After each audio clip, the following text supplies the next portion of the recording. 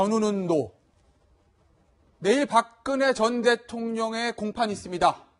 내일은 노승일 전 부장이 출석을 하는데 노승일 전 부장은 예전부터 박근혜 전 대통령과 최순실 씨의 밀접한 관계에 대해서 많은 얘기를 했던 사람입니다. 과연 내일 노승일 전 부장의 입에서 무슨 얘기가 나올까 관심이 법정으로 쏠리고 있습니다. 네, 그렇기 때문에 박근혜 저격수라는 얘기까지 있죠. 노승일 전 K스포츠재단 부장, 과거에 이런 얘기했습니다. 함께 보시죠. 저격수 노승일 법정에 등단하는데요. 내일 박과 최, 여기서는 박근혜 전 대통령, 그리고 최순실 대포폰으로 통화한다. 바로 노승일 전 부장의 입에서 나온 얘기입니다. 최순실은 삼성의 갑이다라는 얘기를 했었고요. 자, 내일 법정에선 그렇다면 추가적으로 박근혜 전 대통령을 겨누는 어떤 폭로가 나올 수 있을지 네. 주목이 되고 있습니다. 어떻게 보세요? 이제 이 농단 사건에 어쩌면 주역이라고 할 수 있는 사람이 노승일 부장입니다. 주역이요. 주역이라고 표현하는 게 맞는지 모르겠지만 그렇기 때문에 증인 중에 가장 중요한 증인 중에 한 명이라고 보면 될 것 같고요. 예. 내일 아마 가장 핵심 포인트는 박 전 대통령하고 최순실의 관계 부분에 대해서 특히 대포폰으로 통화했으면 어떤 모습으로 통화했고 본인은 어떻게 들었으며 이런 것도 진술할 거고 두 번째로 중요한 부분은 삼성이 승마 그 말 지원했던 부분 본인이 독일에 있었기 때문에 어떻게 구체적으로 지원했고 경유를 어떻게 받아들였고 이런 부분들을 진술할 겁니다. 이렇게 요 진술을 하면 아마 최순실 같은 경우는 본인도 반대 신문을 직접 할 가능성도 있고요. 네. 본인이 직접. 네. 박근혜 전 대통령도 이제껏 입을 닫았습니다. 이제껏 얘기를 안 하고 아닙니다. 없습니다. 얘기했는데 대포폰 문제가 만약 얘기가 된다 그러면 박근혜 전 대통령도 아니면 변호인 측에서 많이 반대 신문을 하지 않을까 보입니다. 그럼 내일 만약에 박근혜 전 대통령이 직접 노승일 전 부장한테 얘기를 할 수도 있다. 22부 김세윤 부장이 적극적으로 피고인의 증인 신문을 허락하는 스타일이거든요. 그러니까 최순실이 본인이 얘기하고 혹시라도 대치되는 측면이 생긴다면 박 전 대통령도 뭐 재판이 앞으로 한 20, 30번 이상을 해야 되니까 내일 재판에서 얘기할 가능성도 배제할 수 없다 생각이 듭니다. 그러니까 증언의 그 어떤 자세함이랄까, 디테일이랄까 이런 부분을 노 전 부장이 얘기를 했어요. 과거에 제 기억을 더듬어 본다면 최순실 씨는 박 전 대통령을 언니라고 부르기도 했다. 이런 얘기를 하면 사실 지어낼 수 없는 어떤 자세한 정황이 아니냐 이런 분석들을 나왔잖아요. 어떻게 보십니까? 내일은 그만큼 정확하고 또 자세한 얘기들이 나올 수 있을까요? 그러니까 노승일 전 부장 같은 경우는 이제 고영태 씨하고 친구 관계죠. 근데 노승일 부장이 보면 굉장히 관찰력이 좀 뛰어난 사람 같아요. 그러니까 보면은 그 상황에 대해서 어떤 그 기억력이라든지 그런 것들 아주 자세하게 본인들이 이제 진술을 했고 실제로 이 노승일 씨의 진술이 이 국정농단 사건의 어떤 핵심을 밝히는데 상당한 역할을 했습니다. 그렇다 보니까 특히 또 본인이 직접적 어떤 정의감을 좀 갖고 이제 이 사건을 임했기 때문에 사실 그동안 언론이나 이런 데서 어떤 여러 가지 진술을 굉장히 적극적으로 했고 지난번 청문회 기억하시겠지만 그 청문회 때 오히려 그때 당시에 여당 의원들을 상당히 뭐 면박을 주기도 하고 그리고 아주 적극적인 태도를 취했죠. 그러면서 본다면 아마 노승일 씨가 이번에 증언했던 것들은 아마 특히 최순실과 박 전 대통령의 관계 그 부분을 굉장히 아주 자세하게 진술을 많이 했습니다. 특히 뭐 대포폰 통화라든지 또 어떤 식으로 통화를 했다라든지 이런 게 있기 때문에 아마 내일 재판에서 보면 이 노승일 씨 같은 경우는 굉장히 이 부분에 대해서 적극적이고 자신의 기억력이라든지 자료라든지 지난번에 법정에 출석할 때도 보면 굉장히 자료를 많이 갖고 나왔어요. 이분이 보면 예전에 최순실 씨한테 좀 굉장히 당한 게 아주 그 마음속에 많이 맺혔던 모양입니다. 그때 뭐 간장으로 뭐 이제 국수를 비벼 먹기도 하고 월급을 안 줘서 그런 게 있기 때문에 그런 원한 관계도 좀 있고 해서 아마 내일부터는 상당히 재판 자체가 굉장히 역동성 있게 진행될 가능성이 높다고. 역동성 있다고 얘기하셨는데 실제로 저희가 이야기하는 것보다 직접 한번 들어보시는 게 아마 현실성이나 그 실감이 나실 거예요. 과거에 노 부장이 어떤 식의 증언을 했는지 함께 들어보시겠습니다. 박근혜라는 거대한 사람과 그다음에 박근혜 옆에 있는 거머리 최순실과 그다음에 삼성이라는 데하고 싸워야 돼요. 저는 검찰이 제출한 제 자료에 보면 대통령 연설문도 있고 청와대 문건이 파일로 한 건 한 건씩 들어와 있습니다. 연설문 같은 경우에는 제가 독일에 있을 때 최순실 씨가 쓰던 노트북에서 제가 카피해서 갖고 온 거고요. 자, 청문회 정국에서 노승일 전 부장 굉장히 많은 얘기를 했는데 저희가 가장 중요하다고 생각하는 두 개만 딱 꼽았습니다. 첫째는 뭐냐면 본인은 최순실 박근혜 전 대통령 삼성과 싸워야 된다. 그러니까 아까 박지원 변호사 잠시 언급했듯이 야 내가 독일에 있었는데 뭐 최순실가 나한테 막 이런 얘기를 했어. 뭐 삼성과 박근혜 전 대통령과 최순실 씨의 관계 내가 이런 얘기를 들었어 라고 법정에서 증언을 하게 되면 그러면 특검이 맞추고 싶은 박근혜 전 대통령, 최순실, 삼성의 요 삼각고리가 맞춰질 수도 있는 건 아닐까요? 네. 그런데 이제 수사에서 만약에 그 퍼즐을 못 맞췄는데 네. 이 재판 증언에서 맞출 수 있을까? 그건 이제 약간 의구심이 드는 대목입니다. 예. 그런데 이제 노승일 씨의 그 증언이 좀 중요한 이유는 예. 2015년에 그러니까 삼성이 정유라 씨를 그 승마 관련해서 지원을 했을 당시에 그때 독일에서 이 코어 스포츠에서 재직을 했었거든요. 지금은 이 노승일 씨가 K스포츠 재단의 부장으로 알려져 있지만 2015년 당시에는 이 코어 스포츠에 근무를 하면서 독일에서 정유라 씨와 최순실을 도왔기 때문에 네. 당시에 그 옆에서 이제 그 통화하는 내용들을 좀 봤을 가능성이 높지 않습니까? 그래서 만약에 최순실 씨가 박근혜 전 대통령과의 어떤 통화를 하는 것을 목격을 했다든지 아니면 그 내용을 뭐 기억을 하고 있어서 이 재판장에서 증언을 한다면 이 박근혜 전 대통령과 최순실 씨의 어떤 공모 관계를 좀 입증할 가능성도 있고 네. 또 그 시점이 묘하게 삼성으로부터 어떤 지원이 있었던 시점이었기 때문에 삼성과의 얘기도 만약에 노승일 씨가 증언을 한다면 이 뇌물죄와 관련해서 상당히 중요한 이 증언이 나올 수 있기 때문에 굉장히 좀 주목이 되고 있습니다. 네. 노승일 전 부장이 국정농단의 폭로자였다면 국정농단의 어떤 관여자, 핵심 관여자가 이제 정유라 씨인데 과거에 이런 얘기를 했습니다.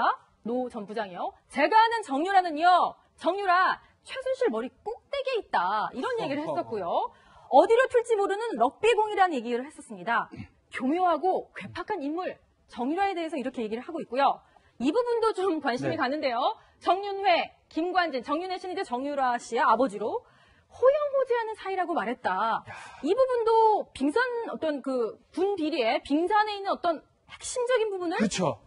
꼬집었다고 볼 수 지금 있을까요? 방산 비리 관련된 부분일 가능성이 아주 높아 보이는데요. 이 노승일 부장이 말대로 기억력이 좋거나 아니면 상황 캐치를 잘하는 것 같습니다. 예. 정유라가 어느 날 자신한테 우리 아빠는 김관진 아저씨하고 유일하게 호영호재, 그러니까 형님 동생 한다.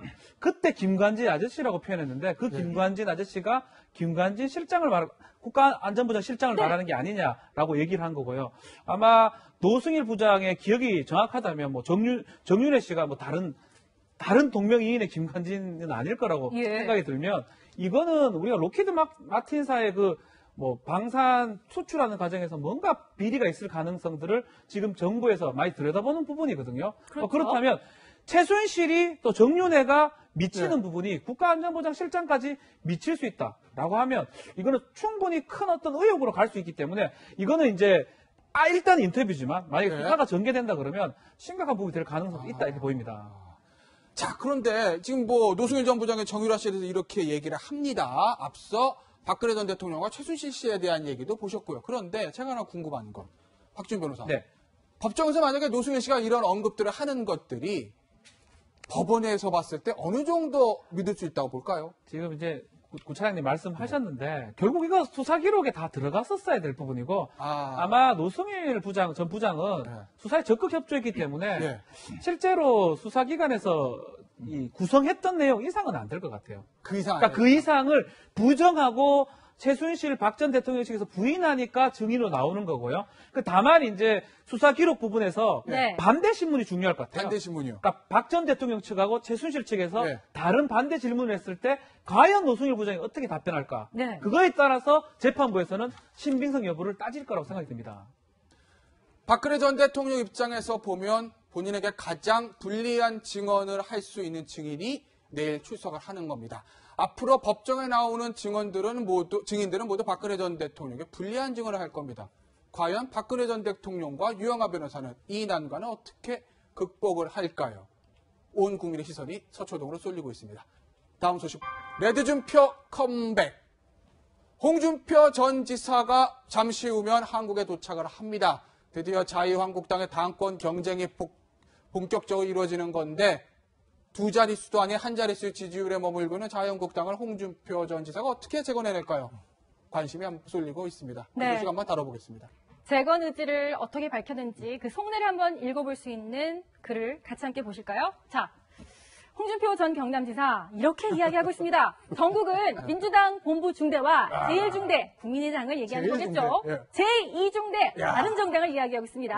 제3중대 정의당의 겹치로 운영될 것이다. 위성 정당들 국민 심판으로 사라지고 민주당과 자유한국당 양당 체제가 될 것입니다. 본인의 바람입니까? 가능성, 현실성 있는 겁니까? 아니, 김태현 변호사한테 여쭙고 싶은데요. 네. 아까 정유라가 얘기했지 않습니까? 저런 것은 공연성에 해당이 안 됩니까? 제가 지금 그 얘기 하려고 했습니다. 아니, 이거요. 국민의당이나 바른정당, 정의당 입장에서 봤을 때 이건 진짜 명예훼손이거든요. 그렇죠. 위성정당?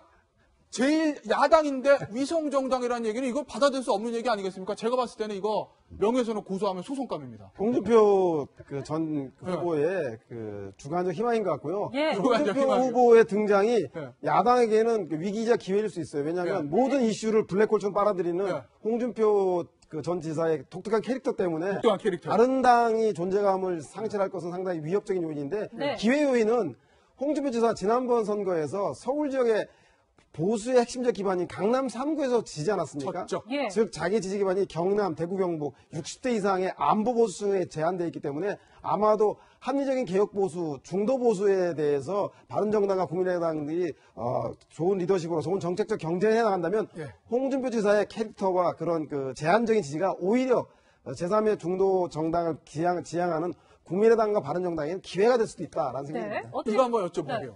홍준표 전 지사 노리는 게 뭡니까 도대체? 도덕적인 가치 기준을 떠나서 네. 저 전략은 상당히 일리 있는 전략이에요. 일리 있어요? 네, 왜냐하면 대통령제 하에서 네. 그리고 결선 투표가 진행되지 않는 나라 아닙니까 우리나라가. 그렇죠. 그 소선거구제 하에서 네. 필연적으로 양당 구도로 재편되는 경향성이 있어요. 네. 그러니까 여당과 야당으로 재편되는. 그러니까 내년 지방선거까지 예. 자유한국당과 문재인 정부, 네. 자유한국당과 민주당의 대결 구도로 만들겠다. 그 만들겠네? 과정에서 바른정당은 네. 일부 분리 견인해서 통합을 이루고 네. 국민의당은 사실상 민주당과 한통속이다. 한통속이다. 이렇게 이제 내몰려고 하는 거죠. 그리고 그러기 위한 수단으로 선명 야당의 기치를 걸겠다 이런 거예요. 그러니까 네. 97년도 대통령 선거에서 한나라당이 패배하고 이해창 총재가 미국으로 떠나지 않습니까? 네. 예. 그런데 그 떠난 뒷자리에 조순계, 이기택계, 네. DR계 이러면서 4번 호열하면서 선명 야당의 길을 못 보여줍니다. 결국은 보여준다. 그 길을 보여준 사람이 98년도에 이해창 총재가 들어와서 당 내를 통합하고 네. 선명 야당의 기치를 들면서 당이 어느 정도 정돈이 되거든요. 네. 그러니까 선명 야당의 길을 가겠다 이렇게 읽어야 될 것 같습니다. 아니 그런데 선명 야당의 길을 가는 거하고 내년 지방선거에서 또 선전하는 거하고는 그러니까 당내 민심하고 당 외의 민심은 또 다른 문제잖아요.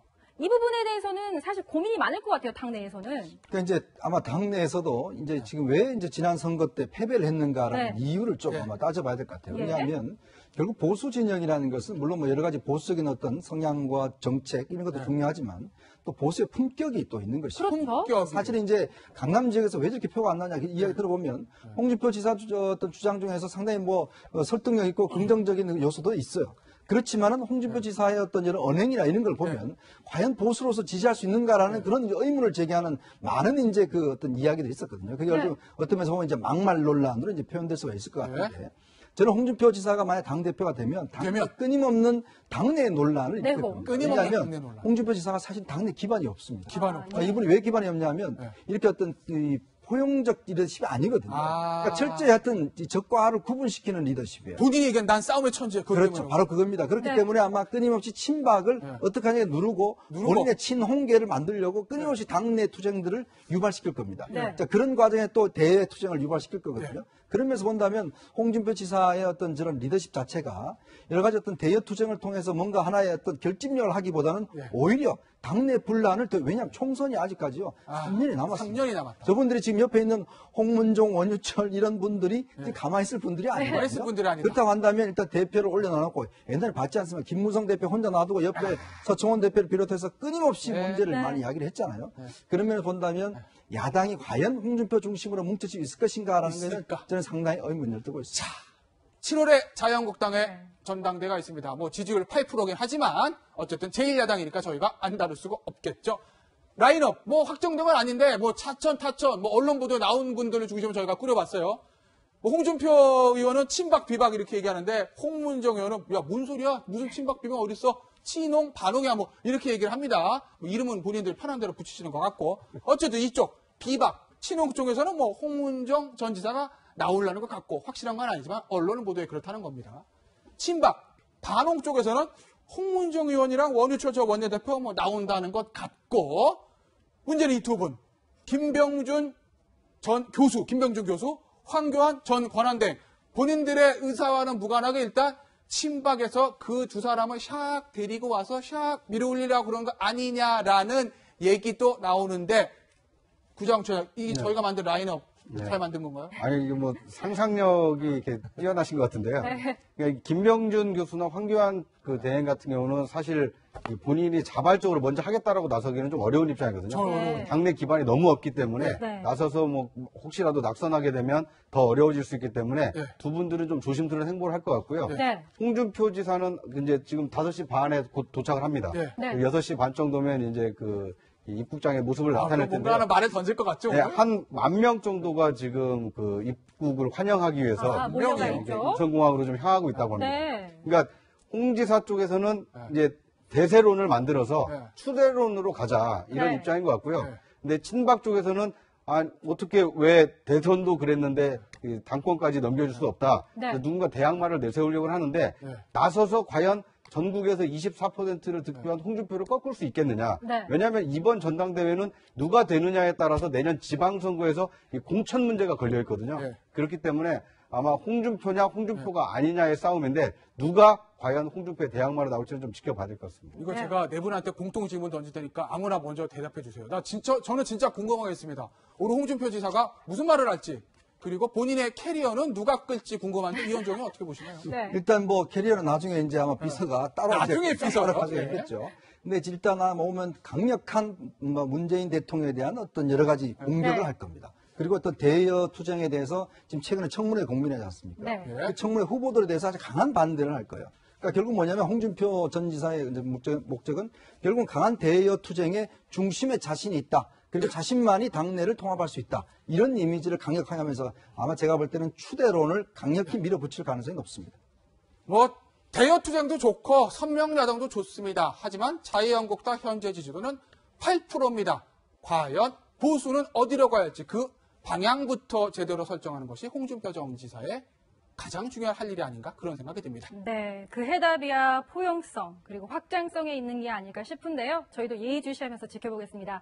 오늘 네 분 말씀 여기까지 듣겠습니다. 감사합니다.